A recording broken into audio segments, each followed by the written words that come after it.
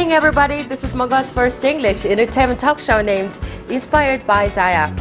As for me, I didn't study English abroad, but through my really poor English, I just want to proudly introduce our Mongolian really competent, educated, and intellectual young representatives. That's why today we have a very special guest who is Mr. Ahmad, who is a lawyer. Hi, Oshka. Thanks for coming. Well, thanks for inviting to your show. It's good to be here. Okay, you're very welcome. So, how is the weekend? The weekend, I would say, was quite good. Yeah, good. Still busy, right? Still busy. I have translations to do, so still on it. But at the same time, it was really good to hear from you that you actually want me to have me on this show.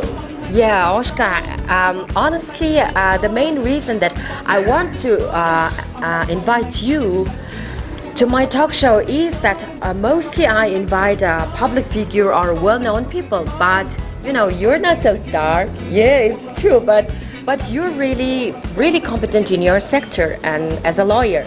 That's why the main reason that I'm inviting you in my talk show.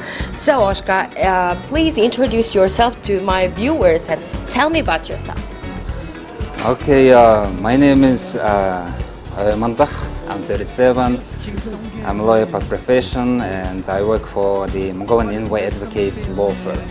I see. So basically, that's it. So what kind of universities and high school did you graduate, and you're really competent, and how did you learn English, you know? I graduated Moscow University, and then went to United States and graduated the United States University as well, and then English. I think I have been learning English for approximately maybe around 16 or 17 years from now. That's why you really sounds like a native speaker, right? Thanks. But I think the trip to United States was actually a quite good experience for me. Right. To improve my language skills, not only in professionally, but also in other aspects of my life, I guess. Oh yeah. So, what about your working experience? I heard that you worked so many kind of really big organizations and law firms, and even one of the biggest bank of Mongolia. So, tell me about your working experience. Well, since I came from the United States in 2009, I worked for a law firm first, Right. which was the regional law firm specialized in regions like Kazakhstan, Kyrgyzstan, Uzbekistan, and Right. they came to Mongolia. And then I continued my lawyer career to investment bank. That's National Investment Bank. Yes. So that's the boutique. I think it's a boutique investment bank. Mostly it's a commercial bank right now, and where my position was a lawyer. So I've been dealing with all the legal stuff of the investment bank. Then I had a job offer from Petrometad, which is the company specializing in crude oil. And I think after that, I suddenly got an offer from South Kobe Sands. So South Kobe Sands, they needed to have a corporate compliance officer by that time, which is 2 years ago. Right. And by that time, it was I think at South Kobe, I had crucial moments of improving my skills, not only as a lawyer but also as a compliance specialist. Compliance specialist is basically, we call it internal control. So I think the compliance specialist is a little broader than internal control. Yeah, I just really want to emphasize one of your words, which is internal control. So it seems to me so interesting that maybe a lot of people don't know about this. So tell me about what is exactly internal control, compliance maybe. So please explain the word. That is true. I think it's a quite young institution which came to Mongolia not a long time ago, and I think internationally it's a young institution also. So internal control. There is a broad concept about internal control. The broad concept says that it is a process of assuring achievements of organizations' objectives in operational effectiveness and efficiency. That's the first one. That's the process of assuring the achievements. And the second one is reliable financial reports. Reliable. So we are looking for the reliable, not only financial reports, auditing, but also the accountings, right? Yes. And thirdly, I think it's compliance with the laws. Compliance with the laws and regulations and policies of the organization. So that's broadly the main idea of the internal control. So is it really needed position in each organization? Yeah, that's a good question. There is a government resolution on that from 2011, and it says that each organization shall have internal control position. By now, I think it's quite difficult to see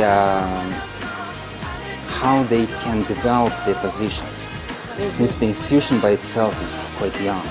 Right. So I think when I was working at South Gobi, I think I accumulated a lot of experience by that.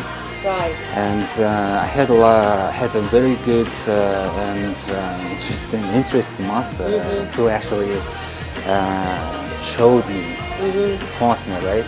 Yeah. Taught me how to do compliance stuff, compliance work. So the key work over here is, I think, just to be as flexible as possible, and remember that the people are the key for the organization, not the organization for the people. Exactly. Right? So I think I'm thinking it's still in my mind to establish a training center for the internal control and to share with my experience with the really other great internal control officers from other organizations, not only from private sector but also from the state sector. So how do you the internal control training center? Is it the first time in Mongolia, right? I'm not sure about that. I didn't do due diligence on that so far, but as I know, I haven't seen many discussions about internal control, about the compliance. Right. So we all talk about the business integrity, the integrity in the state organizations, but right now we don't know exactly the mechanism of internal control. We're just trying to guess, and since the institution by itself is quite young and still developing institution, and mostly the institution by itself, the key work here is to work with the people, with the staff, with the employees, right? Right. So it's quite difficult, I think, to see exactly the key moments where you want to say, okay, this is the internal control, and this is how it's going to be. Yeah, right. Just follow the rules like that. So right now I'm thinking of the training center, so to just share with the people, share with the people of internal control, specialists from other organizations, especially from private sector. So there's a lot of business and state organizations running their activities here in Mongolia. So do they all have internal control stuff? I believe they do.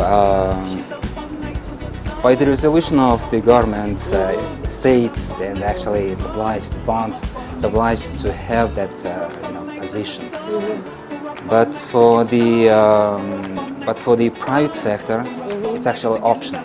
So you think for the private sector, if it's necessary for them, if they see if they see that it's necessary for the business, they will actually create that job. But if it's not, so it's not. So what is the main advantage of the organization which has the internal control staff? What is the main advantage and what is the main importance of this position? Because I think that it really relates to the risk, considering the risk or preventing the risk. So please explain it. For private sector, the business integrity is crucial. Why it's crucial? In my opinion, business integrity by itself is strict compliance, adherence to moral code, and transparency, right? Transparency of the activities of the organization, especially in private sector, especially for the public companies, right? So the main importance of this position is to regulate and control the risks, all risks of the organization. Wow, it's really responsible work, right? Trying to control. It's not only you. You work as a team, right? Right. So the management team, the risk,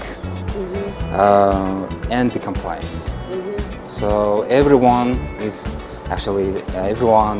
involved in this process.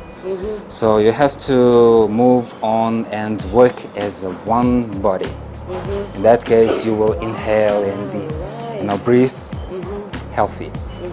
But you know that especially in the public companies, right? There is a malicious greed. What is that? Greed, greed when you are at the position level, when you say you're about to, everything is going to be like, what do you say? Is what you say. So you just, sign to yourself like, profiteer in undue way from the company. So that happens, unfortunately, not in every company, but in some companies, unfortunately. You try to control that risk. You try to control whether there going to be a malicious undue fraud, malicious greed. So there might be someone who is actually looking to profiteer from the company in an unethical way, etc. So in that case, in all other cases, you just try to work as a team to create the healthy stuff and healthy activity organization. Right. And of course the risks. Okay, let's continue this. See the risks. Yeah, okay, let's continue a few seconds later, okay? Ladies and gentlemen, our talk show is reaching to you from Akamaro Sushi Japanese restaurant, which locates in 3rd floor of Central Tower, as we all know.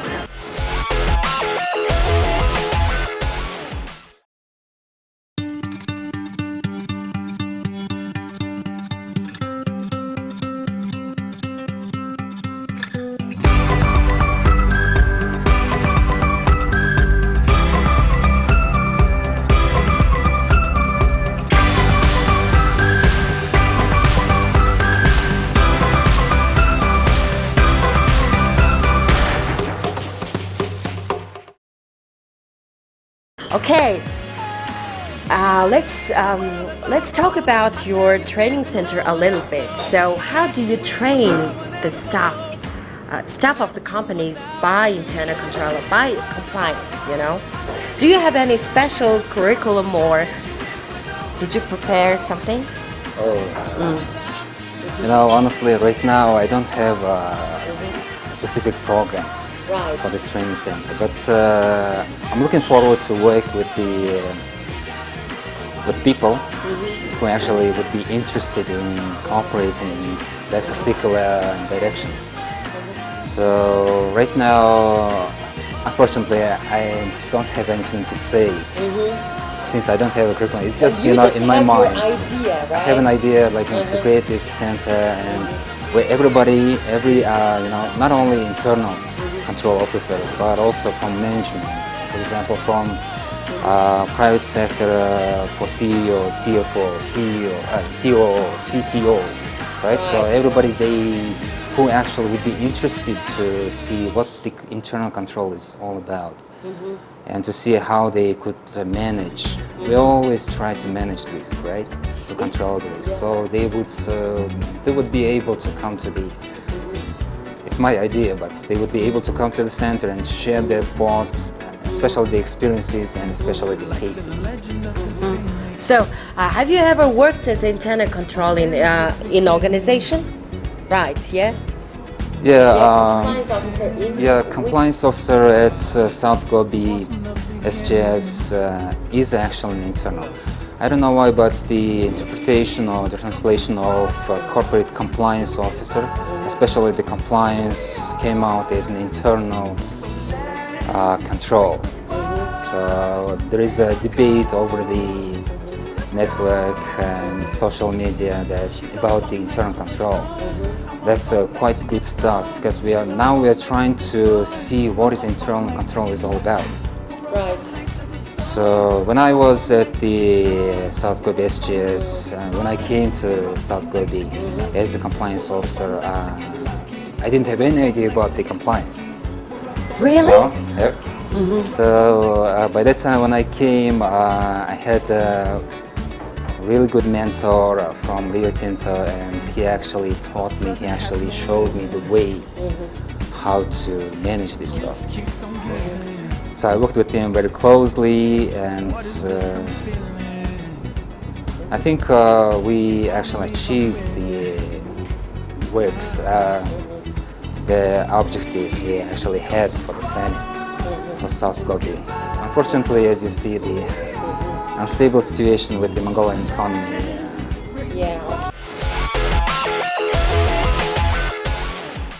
So as for me, this is the first time that I'm making an interview with the lawyers. So, I think, this is the second time, I think that the lawyer has so many kinds of lawyers, attorneys and criminal lawyers, and you're just specialized by internal control. So why you decided to work in this sector?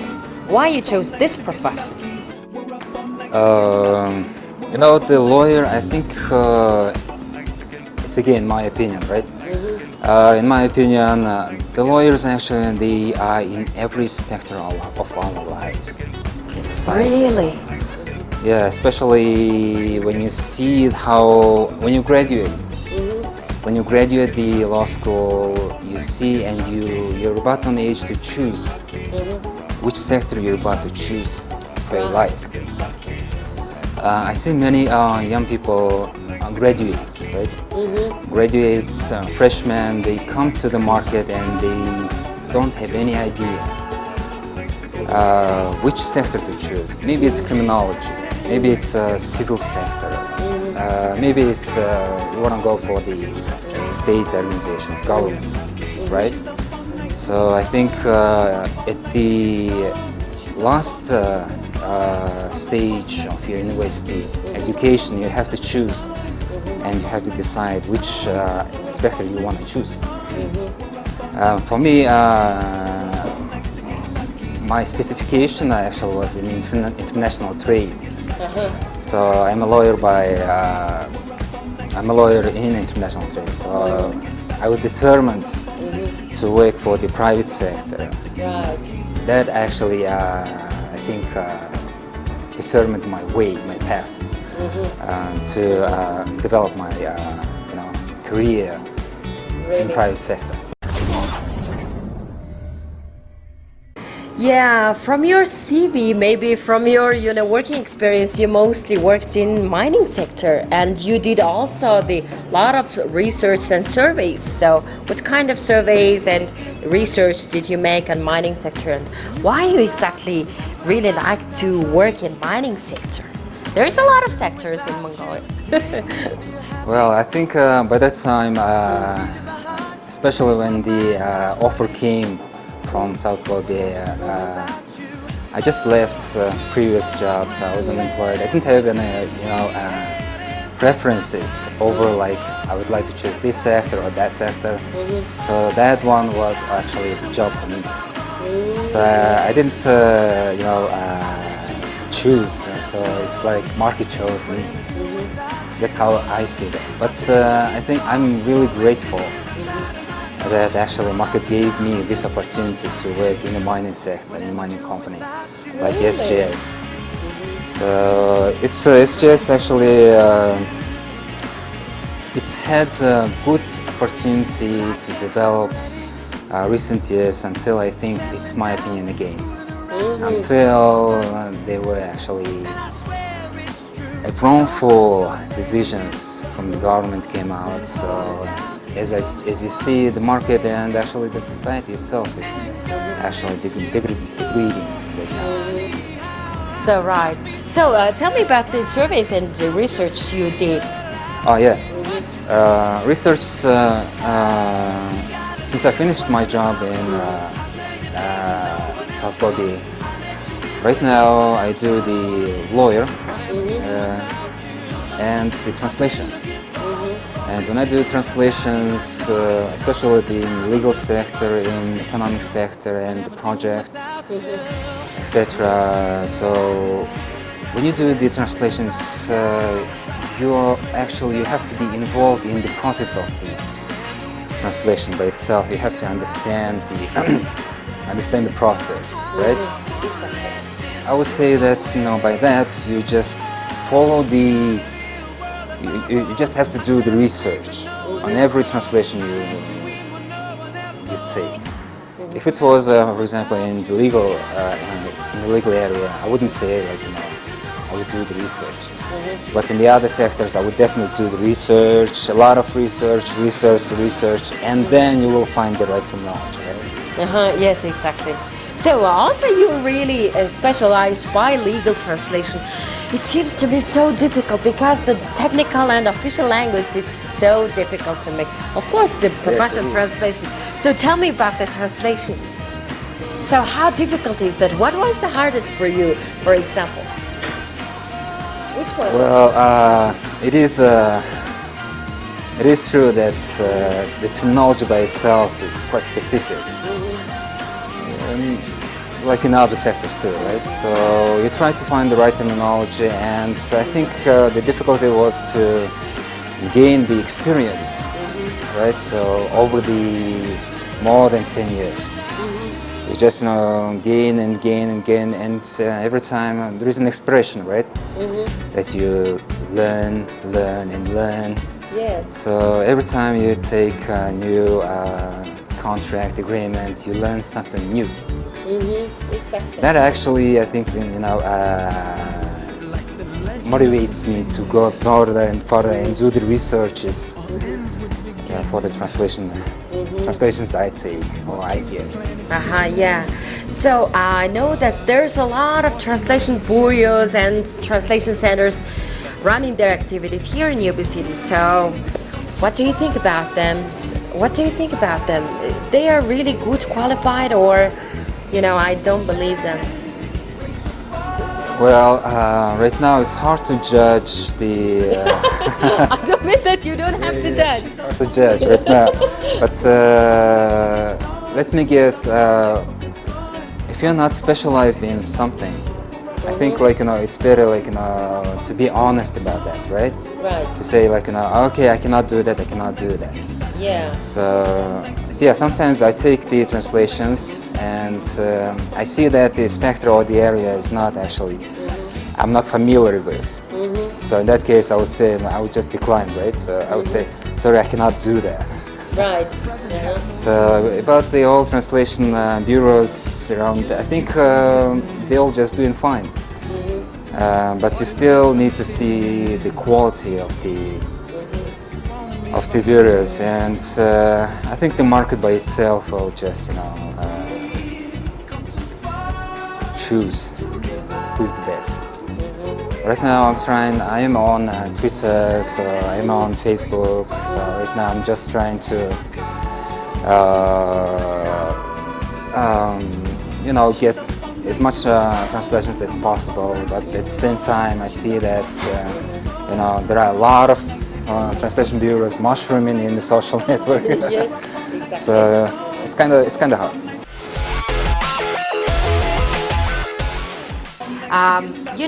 each kind of profession needs their skills and abilities. For example, if you want to become a doctor, you have to be really, have a soft heart. Maybe, you have to be very hardworking. And, for example, in lawyer, I read it from one book is that you have to have a very communicative skill and also persuasiveness. And, what kind of skills do you have? What kind of lawyer are you? Well, I would say it's a hard question. Yeah.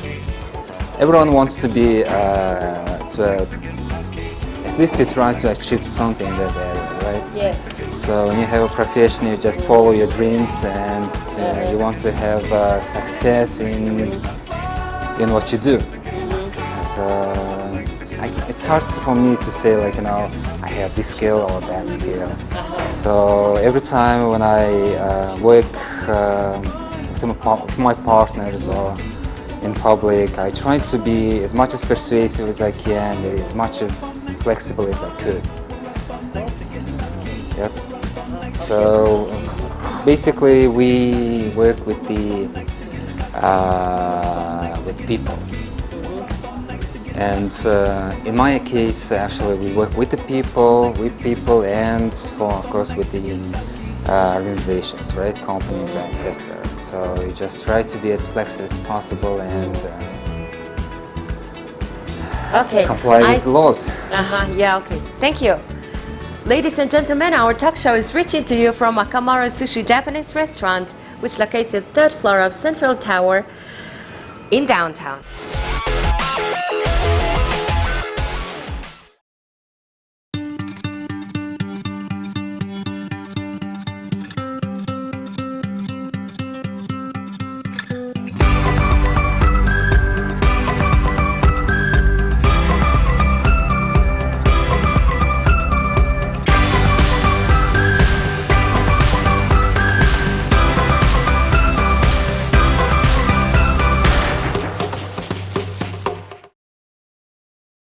Okay, let's change the topic a little bit. Our conversation is becoming so official. So as you are a young person, of course, you have your long-term plan and long-term goal and career plans. What are they? Right now I have a short-term plans.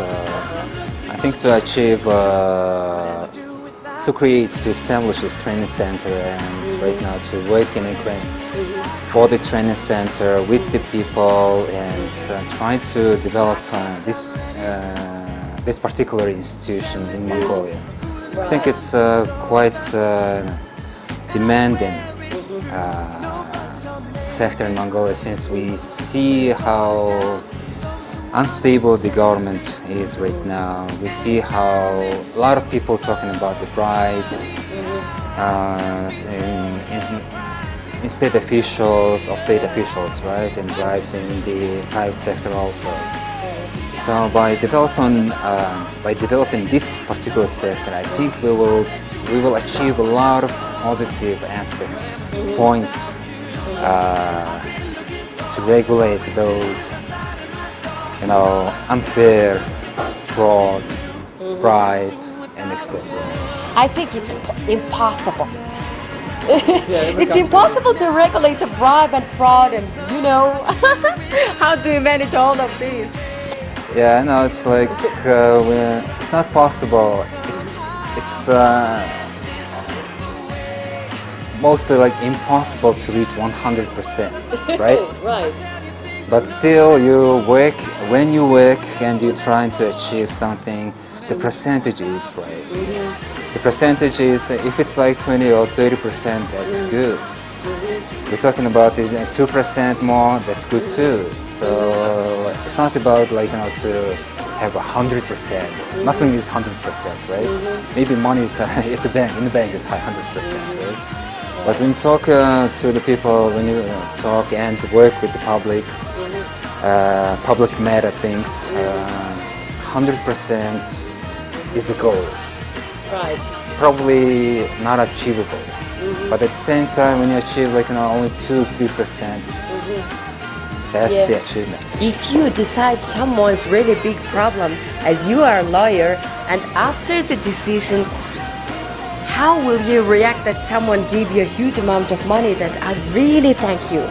So it's a kind of bribe, right? Would you take that? Oh, the bribe. I see. After you decide their problem. I see where you're going. So that's the the key problem over here. So it's really hard to resist when someone is coming to your door with a bag of money, I assume, right? And says like, okay, can you do that? Yeah, So especially when you are at the decision position, right? right. You're about to decide, and your signature or whatever Yeah. you're at that position.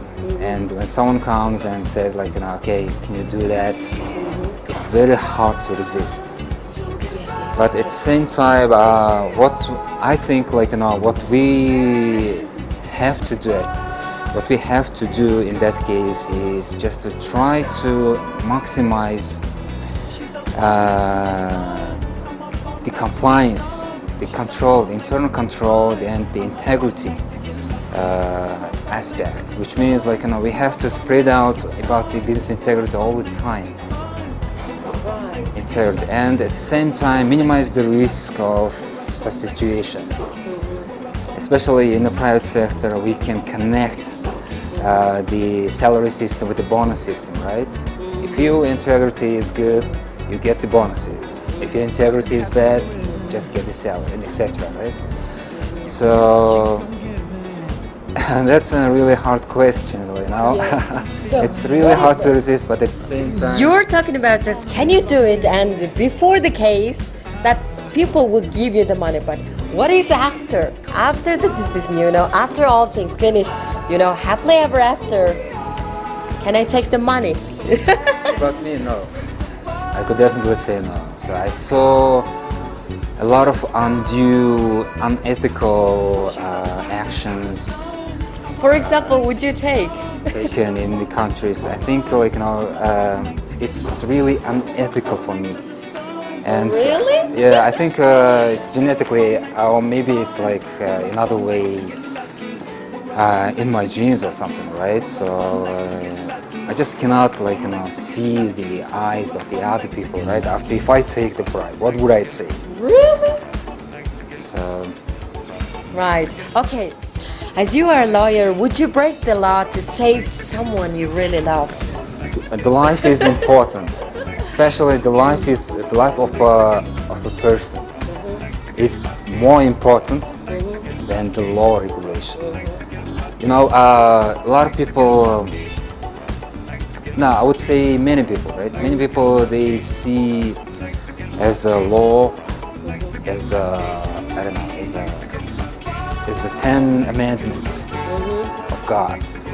So I don't think so. The law should serve people, right? So if you're on the age of decision, if you should save the human's life or break the law, I would jump for the human life. That's it. Yes, we are both young people, and as for young people, success is really important. I think that you're really skilled and really successful and educated guy. So what does success mean to you?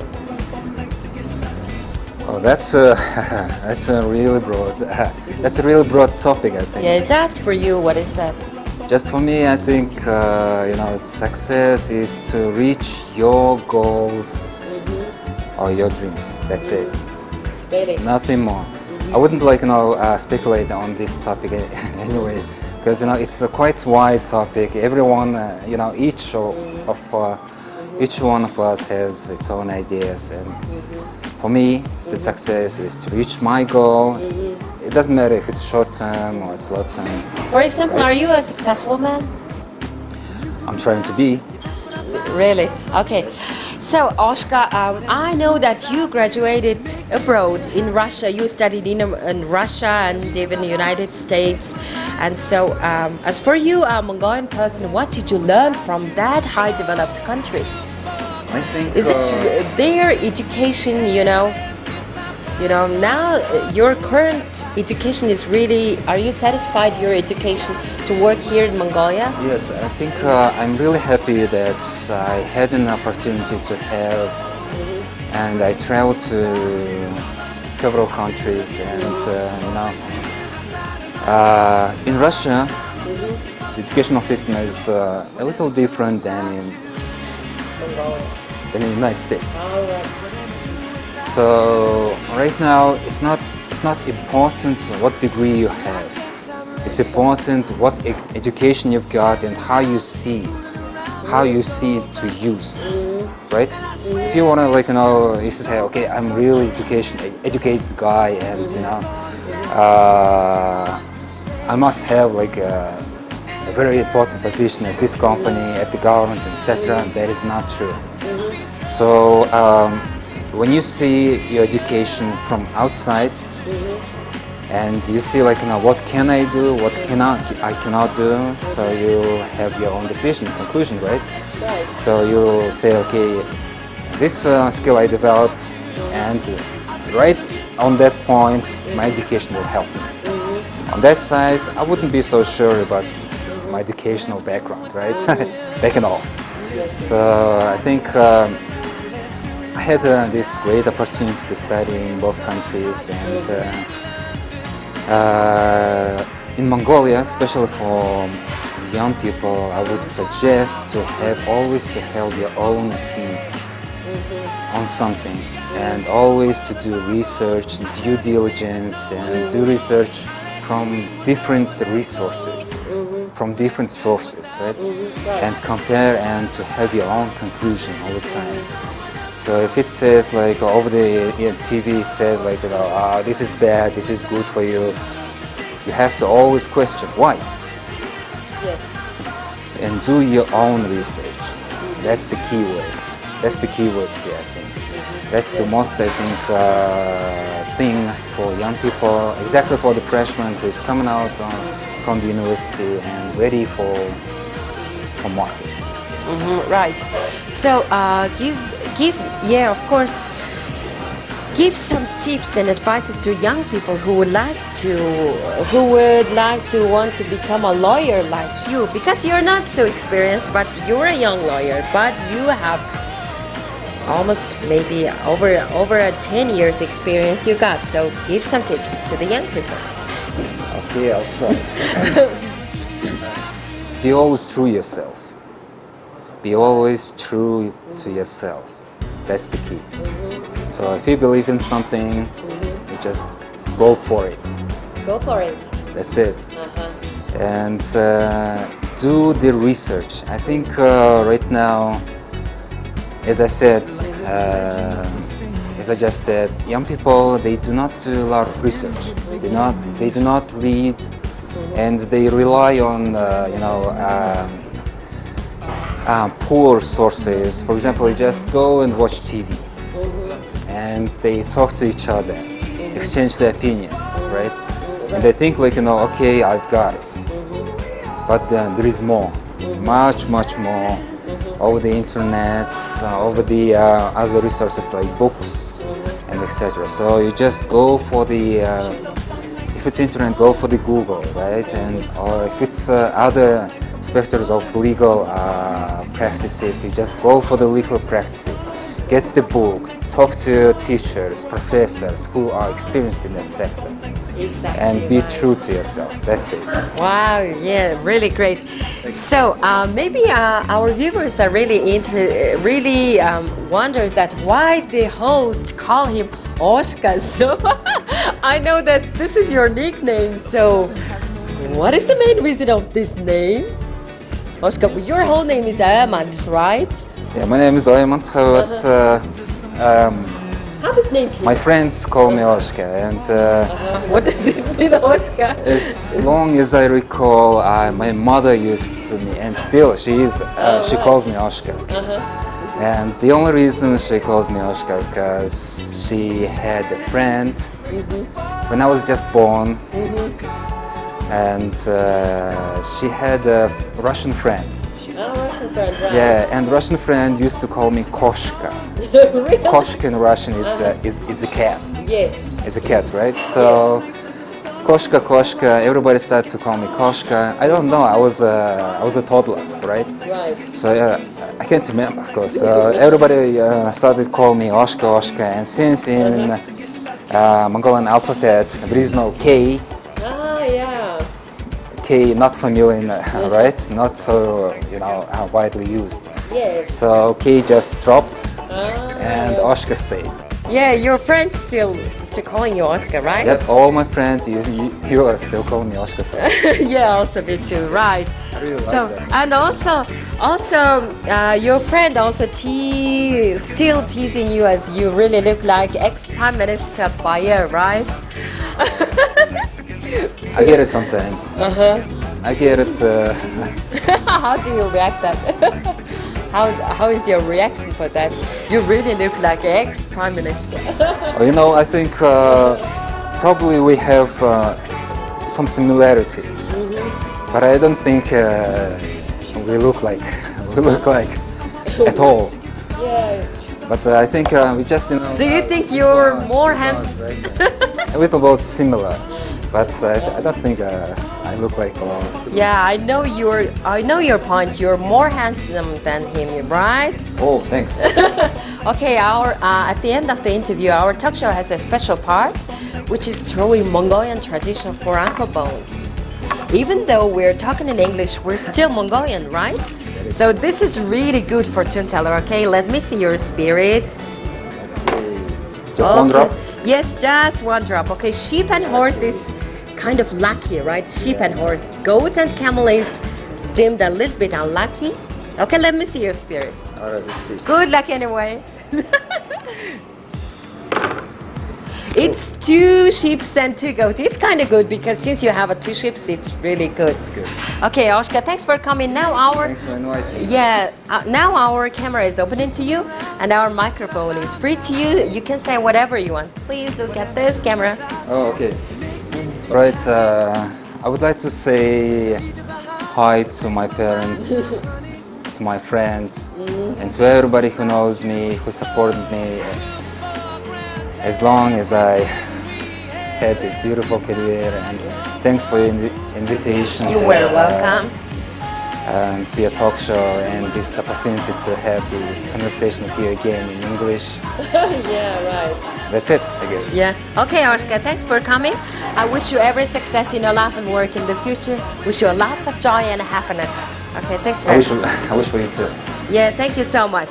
It was the Mongols' first English entertainment talk show named Inspired by Zaya.